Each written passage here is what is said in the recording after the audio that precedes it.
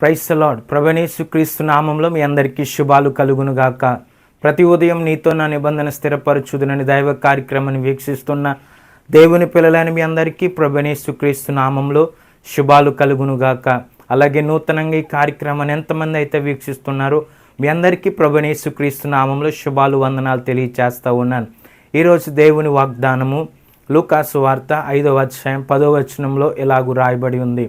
అందుకు యేసు భయపడకుము అని చెప్పి దేవుని యొక్క వాగ్దానం ఈ ఉదయకాల సమయంలో మనకు అనుగ్రహిస్తూ ఉన్నారు. యేసుక్రీస్తు ప్రభువారి ఉదయకాల సమయంలో మనకిస్తున్నటువంటి వాగ్దానము, అందుకు యేసు భయపడకుడని చెప్తా ఉన్నారు.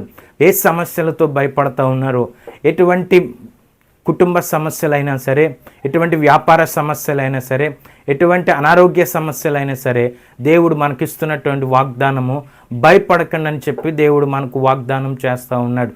దేవుని పిల్లలారా, ఈ ఉదయకాల సమయంలో యేసుక్రీస్తు ప్రభువారు ఆ దినాల్లో సువార్త ప్రకటించడానికి ఆయన జనసమూహము ఆయన దగ్గరికి వస్తూ ఉన్నప్పుడు జనసమూహమును ఆయన చూచి ఆయన గెన్నేసరేతు సరస్సు తీరానికి వెళ్ళినప్పుడు అక్కడ 2 దోణులు ఆయనకు కనపడినాయి.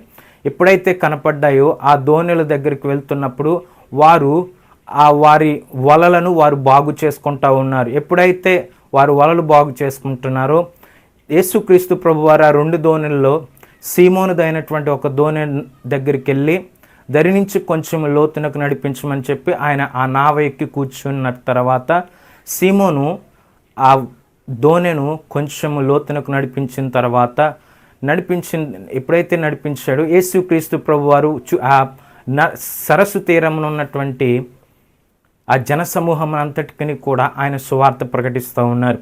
ఎప్పుడైతే సువార్త ప్రకటించిన తర్వాత సీమోనుతో చెప్పారు, సీమోను నీ నావను కొంచెం లోతునకు నడిపించమన్నారు.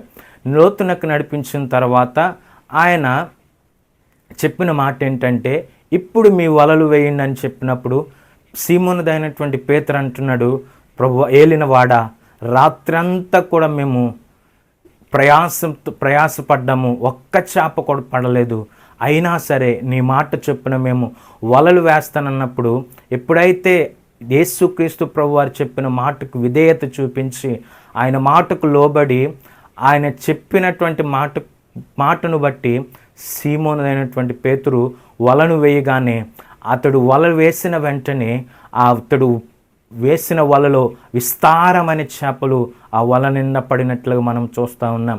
ఎప్పుడైతే వల నిండా చేపలు పడ్డాయో అతడు ఒక్కడే లాగలేక ఆ వింత కార్యాన్ని చూచి, ఆ గొప్ప కార్యాన్ని చూచి అతడి నోటి మాటలు లేదు, అతడికి నోటి మాటలు రాక దరినున్నటువంటి ఆ నావ వారికి సైగ చేస్తూ ఉన్నారు, మాకొచ్చి సహాయము చేయండి అని చెప్పి. ఎప్పుడైతే వారు ఎప్పుడైతే పేతురు సైగ చేసి మూగవాడైపోయాడు. యేసయ్య ఎంత గొప్ప కార్యాన్ని చేసిన తర్వాత, అంత గొప్ప చేపల రాసి అతని వలలో పడిన తర్వాత నోట మాట పడిపోయింది. అక్కడ ఉన్నటువంటి దరినున్నటువంటి ఆ జబదేయి కుమారుని పిలుస్తూ ఉన్నాడు, మీరు వచ్చి మాకు కూడా సహాయం చేయండి అన్నప్పుడు ఎప్పుడైతే వారు వచ్చి ఆ వలను లాగి ఆ చేపల రాశిని వారు పడవలో దోణిలో వేసినప్పుడు 2 దోణులు కూడా వారు చేపల రాశితో నింపినట్లు మనం చూస్తూ ఉన్నాం. దేవుని పిల్లలారా, ఎప్పుడైతే యేసుక్రీస్తు ప్రభువారు మన దోణిలోనికి వస్తారో, మన నావలోనికి వస్తారో, మన హృదయంలోనికి వస్తారో, మన ఇంటిలోనికి వస్తారో, మన జీవితంలోనికి వస్తారో, మనం చేయుచున్నటువంటి వ్యాపారంలోనికి వస్తారో, అప్పుడు మన జీవితాలు, మన కుటుంబాలు, మన వ్యాపారము, మన యొక్క హృదయము అంతా కూడా ఆశీర్వాదకరంగా మారుతుంది. మన హృదయం, మన జీవితం మారుతుంది, మన బ్రతుకులు మారిపోతాయి. ఎప్పుడైతే యేసయ్య ఈ నావలోనికి వస్తారో, మన హృదయం అనే నావలోనికి ఆయన వస్తారో, ఆయన వచ్చినప్పుడు మన జీవితాలు మారిపోతాయి. ఎప్పుడైతే పేతురు ఆ కార్యాన్ని చూసిన తర్వాత యేసు పాదాల మీద పడి అంటున్నాడు, ప్రభువా నేను పాపాత్ముడను, నన్ను విడిచిపెట్టి వెళ్ళిపో అని చెప్తా ఉన్నాడు. యేసయ్య అన్నాడు, భయపడకు, ఇప్పటి నుంచి నీవు మనుషులను పట్టువాడవై ఉంటావు, మనుషులను పట్టు జాలరిగా చేస్తానని చెప్పి యేసుక్రీస్తు ప్రభువారు తెలియచేశారు. ఎప్పుడైతే యేసుక్రీస్తు ప్రభువారు అలాగన్నాడు, తన జీవితం ఏంటో అర్థమైపోయింది పేతురికి, తన బ్రతుకేంటో అర్థమైపోయింది. నేను పాపాత్ముడని అంటున్నాడు. ఎందుకంటే యేసయ్య చెప్పిన మాటలు విన్నాడు, ఆయన దేవుడని గుర్తించాడు, ఆయన బోధకుడని గుర్తించాడు. అందుకని యేసయ్య పాదాల మీద పడ్డాడు. ఎప్పుడైతే యేసయ్య పాదాల మీద పడి ఆయన పేతురు యొక్క స్వరూపాన్ని ఒప్పుకున్నాడు, పేతురు యొక్క నిజ స్వరూపాన్ని దేవుని దగ్గర ఒప్పుకున్నాడో దేవుడు అతని జీవితాన్ని మార్చాడు. దేవుని పిల్లలారా, నీ కష్టపడుతున్నప్పుడు, నీ కష్టంలో దేవుడు సహాయం చేయాలంటే నీ నావలోనికి యేసుక్రీస్తు ప్రభువారు రావాలి. నువ్వు రాత్రంతా ప్రయాసపడిన ఒక్క చేప కూడా పడలేదు. ఎప్పుడైతే యేసయ్యకు చోటిచ్చాడో, ఎప్పుడైతే యేసయ్య మాట విన్నాడో అతని జీవితంలో అద్భుతం చూశాడు. దేవుని పిల్లలారా, ఎప్పుడైతే దేవుడు మన ఇంటిలోనికి వస్తాడో, మన జీవితంలోనికి వస్తాడో, అప్పుడు మన జీవితంలో సమృద్ధి కలుగుతూ ఉంటుంది, మన జీవితంలో గొప్ప సంతోషం వస్తుంది. ఎప్పుడైతే చేపలు రాసి చూశాడో అతడి సంతోషముతో మోగబోయాడు. చెప్పనశక్యమైనటువంటి సంతోషం అది.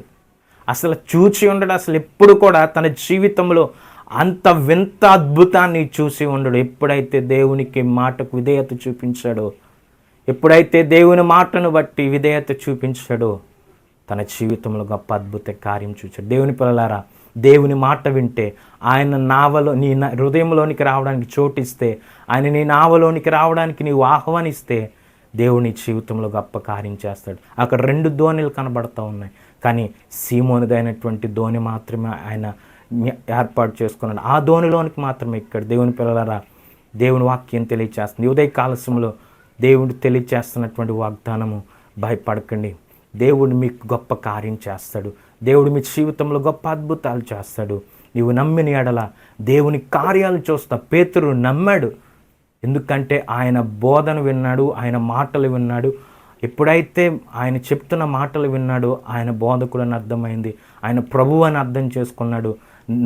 ఎప్పుడైతే ఆయన చెప్పిన మాటలు ఎందుకు విశ్వాసం ఉంచాడో ఆ మాటను బట్టి అతడు వల వేశాడు, ప్రతిఫలం పొందాడు. దేవుని పిల్లలారా, దేవుని మనం ముందుగా పెట్టుకున్నప్పుడు ప్రతి ఉదయం లేచి దేవునికి ముందు ప్రాధాన్యత ఇచ్చి ప్రార్థన చేసుకొని పని ప్రారంభిస్తే దేవుడు నీ జీవితంలో గొప్ప కార్యం చేస్తాడు. ఆ దినమంతా నీకు దేవుడు గొప్ప కార్యం చేస్తాడు. అనేకమైనటువంటి శ్రమలు నీ మీదకి వచ్చిన దేవుడు తప్పిస్తాడు, ఉపద్రవాల మీదకి వచ్చిన దేవుడు తప్పిస్తాడు. దేవునికి నీవు ప్రాధాన్యత ఇవ్వగలిగితే, దేవుని జీవితంలోనికి వస్తే, దేవునితో నీ ఉదయాన్ని ప్రారంభించగలిగితే దేవుని జీవితంలో గొప్ప కార్యం చేస్తాడు. అటువంటి కృప పరిశుద్ధాత్మ దేవుడు మనందరికీ అనుగ్రహించును గాక. ఆమేన్. ప్రార్థన చేసుకుందాం. మహాపరిశుద్ధుడవు నాయన, మహోన్నతుడవు ప్రభువా, సర్వశక్తిమంతుడవు నాయన, ఈ ఉదయకాల సమయంలో ప్రభువా నిశ్చయంగా నీ పాటలు వింటున్న ప్రతిని దీవించండి ప్రభువా. నాయన సీమోనుదైనటువంటి పేతురు ప్రభువా, నాయన వాళ్ళను బాగు చేసుకుంటున్నప్పుడు ప్రభా అతని నావలోనికి వెళ్ళావు ప్రభా. ఆ నాయనని సువార్త చెప్తున్నంతసేపు ప్రభా నీ మాటలు వింటూ ఉన్నాడు ప్రభా, నావను పట్టుకొని ఉన్నాడు ప్రభా. తర్వాత ప్రభా నాయన అతని కష్టమును బట్టి ప్రభా, అతని మనస్సును ఎరిగిన దేవుడు ప్రభా, రాత్రంతా ప్రయాసపడినప్పటికీ ప్రభా ఏ ఫలితం లేని స్థితిలో ఉండగా ప్రభా నాయన బిడ్డలు ప్రభా నాయన నువ్వు చూచి ప్రభా వారికి ప్రతిఫలం ఇచ్చావు ప్రభా. అలాగే నాయన మా బిడ్డలు ఎంతో కష్టపడుతూ ఉన్నారు, అయినా వారికి ప్రభా నాయన సమృద్ధి లేని జీవితాలు ప్రభా నేను జీవిస్తూ ఉన్నారు.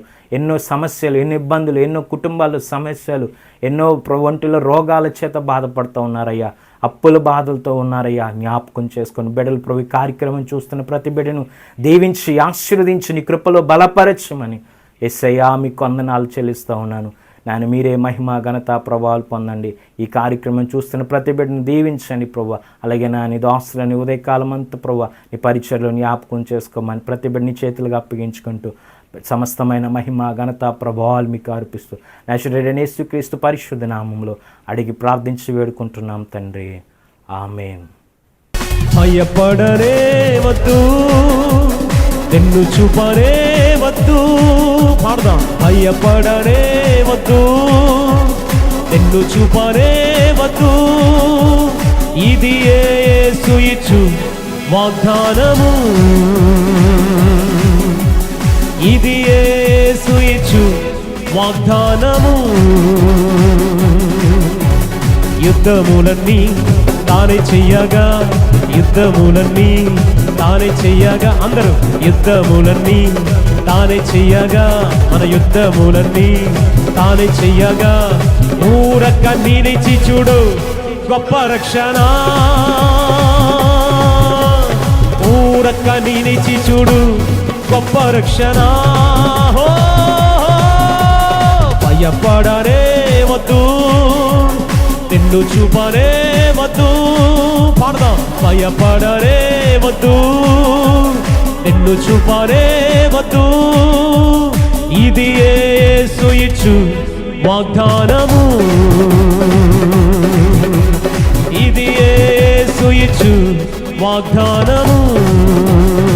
గట్టిగా చప్పట్లు కొడుతూ